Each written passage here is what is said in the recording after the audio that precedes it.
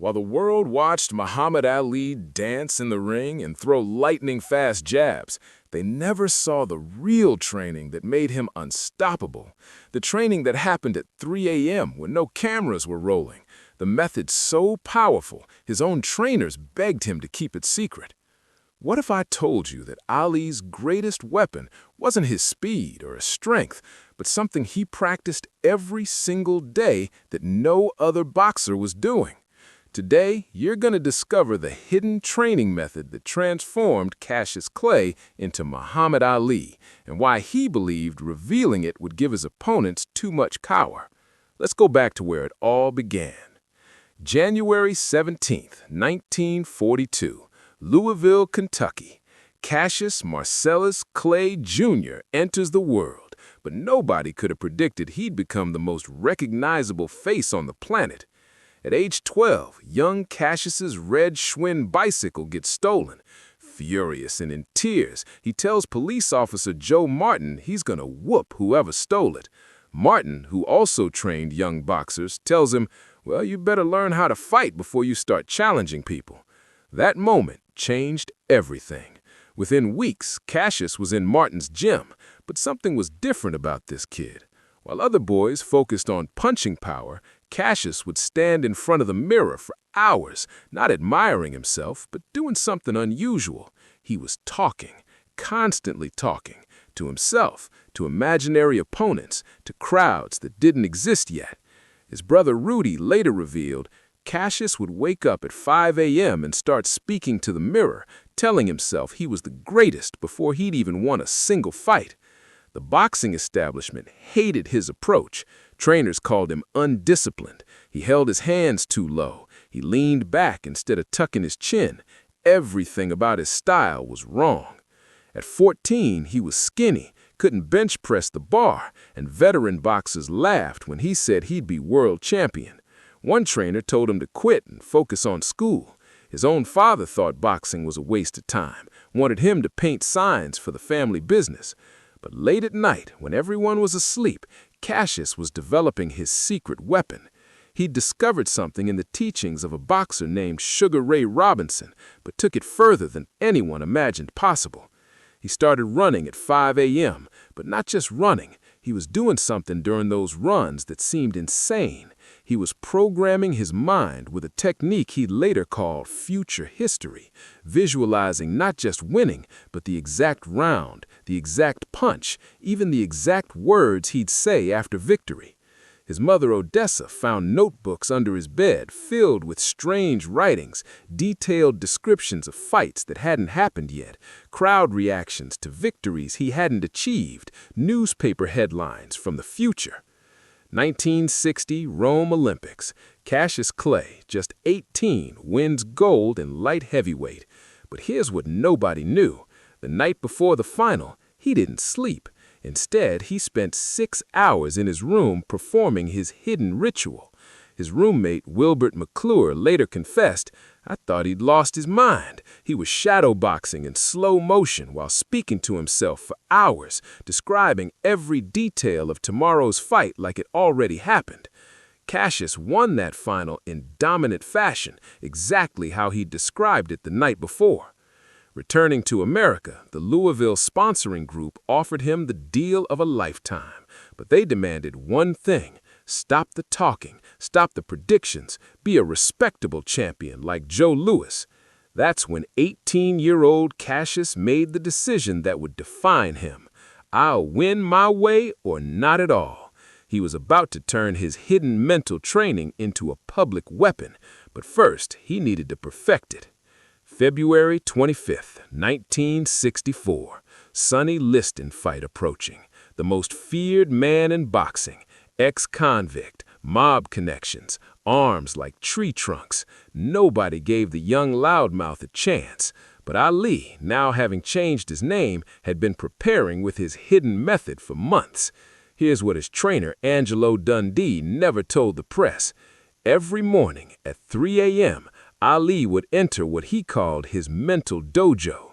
For 2 hours before physical training, Ali would perform detailed visualizations so intense that his heart rate would reach 140 BPM without moving a muscle. He was literally fighting the entire bout in his mind over and over, seeing Liston's every move, feeling every punch, experiencing victory hundreds of times before entering the ring. But 5 days before the fight, disaster struck. During a medical exam, Ali's pulse was 120, double the normal rate. The boxing commission almost canceled the fight, thinking he was terrified. They didn't understand. His body was responding to the mental battles he was fighting. His mind couldn't distinguish between the visualized fights and reality anymore. The commission gave him 1 hour to calm down or the fight was off. Ali did something unprecedented. In front of the doctors, he closed his eyes and in 10 minutes lowered his pulse to 54. One doctor whispered, "I've never seen anything like it. It's like he can control his autonomic nervous system." The night before facing Liston, Ali's ritual reached its peak. His assistant trainer, Bundini Brown, found him at 4 a.m., drenched in sweat, having fought Liston 15 times in his mind already. Fight night, Miami Beach Convention Hall, February 25, 1964. Round 1. Liston comes out swinging sledgehammers, but Ali's moving like he's seen this movie before, because in his mind he had 100 times. Round 3, Ali starts doing something unprecedented. He's not just dodging punches, he's dodging them with his eyes closed for split seconds, trusting the mental map he'd created. Round 4, disaster. Something's in Ali's eyes. Whether it was deliberately put on Liston's gloves or accidental, Ali can't see. Most fighters would panic, but Ali had visualized this exact scenario. He had trained blind in his mental sessions. He survives the round using pure mental mapping, fighting from memory while his cornerman washes his eyes. Round 5, vision returns. Ali explodes with combinations he'd thrown 1,000 times at 3 a.m. against the Liston in his mind. Round 6 ends, Liston doesn't come out for round 7. The young prophet had done the impossible. He'd beaten the unbeatable monster. But here's what the cameras didn't catch. As the bell rang for round 7 and Liston quit, Ali whispered to Dundee, "Round 7, just like I saw it, exactly like I saw it." Later, a reporter found Ali's private training journal. The entry from 3 months before the fight read, "Liston will not answer the bell for round 7.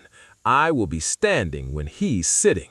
The crowd will not believe their eyes." Muhammad Ali went on to use this hidden mental training method for every fight. Before facing Foreman in Zaire, he visualized the rope-a-dope strategy 500 times. Before the Thriller in Manila, he mentally fought Frazier so intensely that housekeeping found his hotel sheets soaked with sweat every morning. Sports psychologists now study Ali's methods. They've discovered he was accidentally using what science now calls motor imagery training.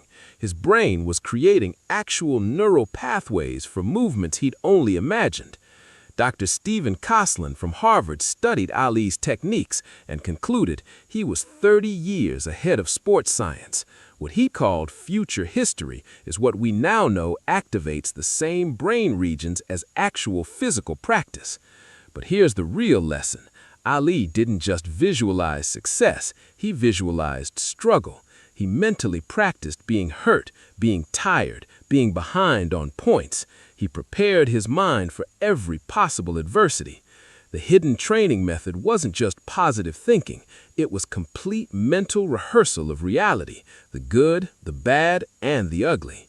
He trained his mind to stay calm in chaos because he'd already experienced that chaos 100 times before it happened. Muhammad Ali once said, "The fight is won or lost far away from witnesses, behind the lines, in the gym, and out there on the road, long before I dance under those lights."